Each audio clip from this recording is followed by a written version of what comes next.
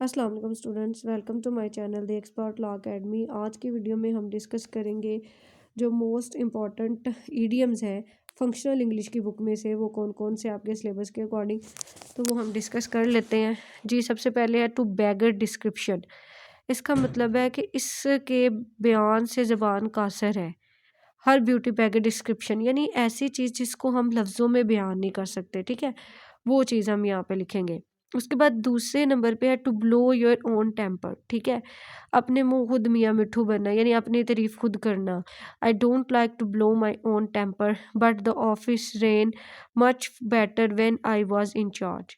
He really is not very brave but he is always blowing his own temper. यानी वो क्या है कि वो इतना ब्रेव नहीं है, लेकिन वो अपने आप को ना यही शौक़ी बघाड़ता रहता है कि मैं बड़ा जो है ना वो हूँ जी, बड़ा बहादुर हूँ, इस तरह से मतलब जो करते हैं ना उसको हम बोलते हैं।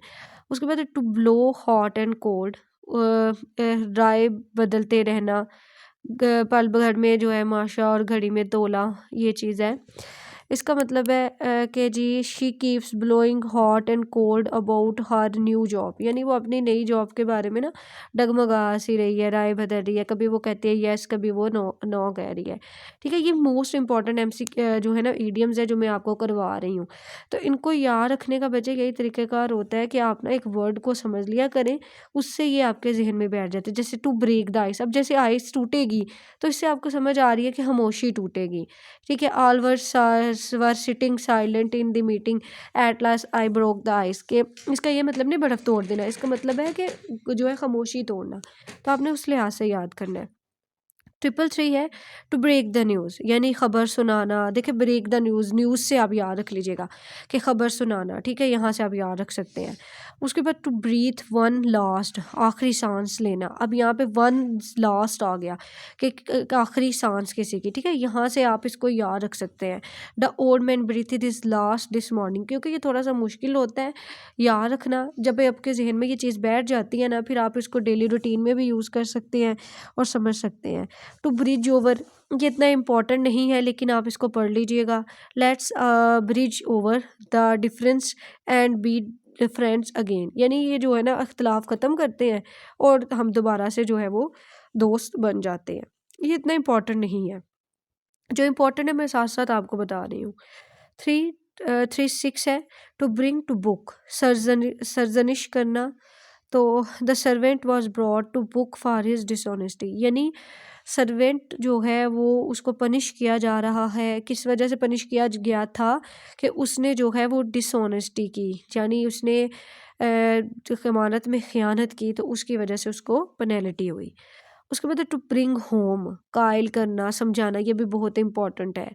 The film brought home the tragedy of the poor to many people, यानी फ़िल्म जो है ना वो इसलिए लाई गई थी कि ताकि जो लोगों की ट्रेजिडी मतलब गरीब लोगों की ज़िंदगी है ना उसके बारे में बताया जा सके।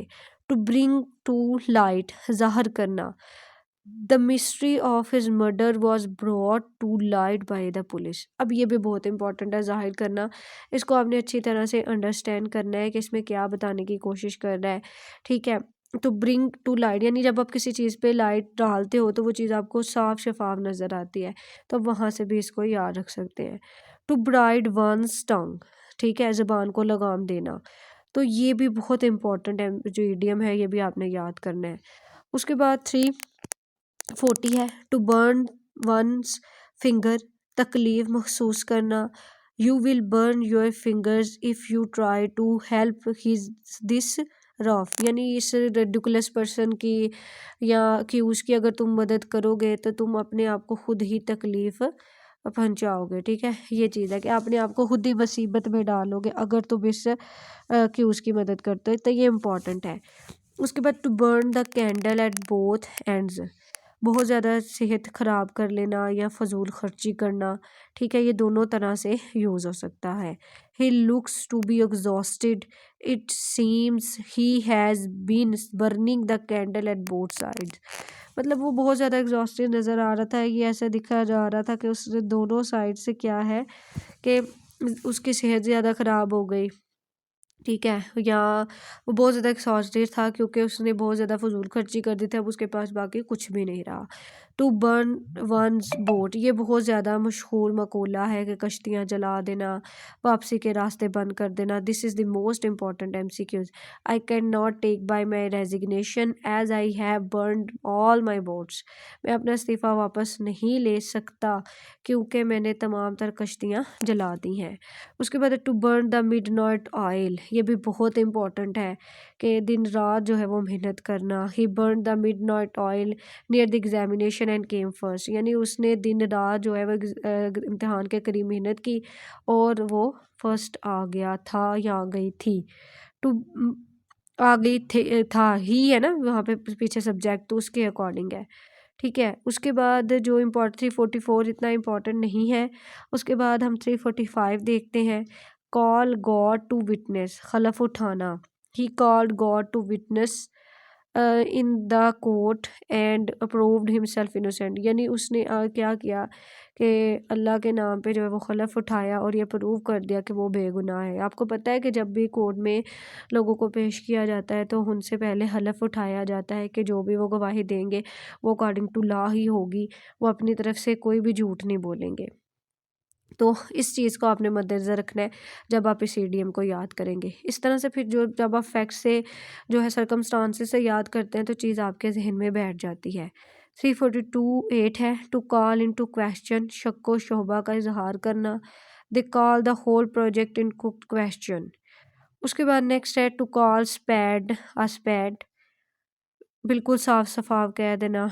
ठीक है, well I believe it's time to call spade a spade, ये बहुत इंपॉर्टेंट इडियम है। ठीक है, ये पेपर में आने के चांसेस हैं। टू कॉल समबडी, किसी को बुरे नामों से पुकारना, यानी किसी को अनप्लेजेंट नेम लेना या इंसल्टिंग नेम लेना, तो वो भी जो है बड़ा इंपॉर्टेंट ये MCQs है, ये भी आपने अच्छी तरह से तैयार करना है इडियम। ठीक है, ये कुछ खास थे इडियम्स जो मैंने करवाए हैं, तो ये आपने अच्छी तरह से याद कर लेने हैं। बाकी इंशाल्लाह हम कल डिस्कस करेंगे।